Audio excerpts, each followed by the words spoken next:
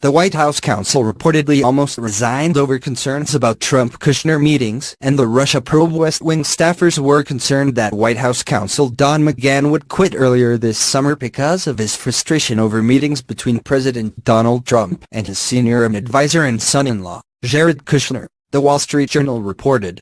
Special counsel Robert Mueller's ongoing investigation into Russian interference in the 2016 election is focusing on both Trump and Kushner, and whether the Trump campaign colluded with Moscow to tilt the election in his favor.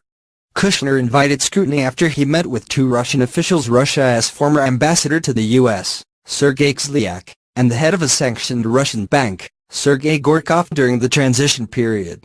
Kushner was also present during a June 2016 meeting at Trump Tower between top members of the Trump campaign and several Russians, including a lawyer with ties to the Kremlin who had offered compromising information on Democratic nominee Hillary Clinton. Mueller's focus on Trump appears to center primarily around his decision to fire former FBI Director James Comey in May and his motivations for doing so.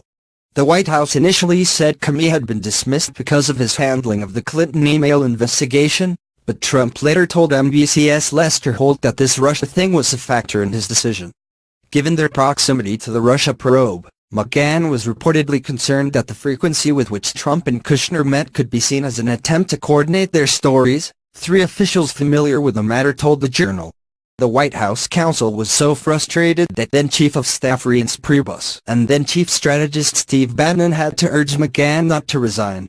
He ultimately decided to stay after learning that Trump had hired a legal team, headed by white-collar defense attorney Ty Cobb, tasked with handling the White House's response to Mueller's investigation, according to the report.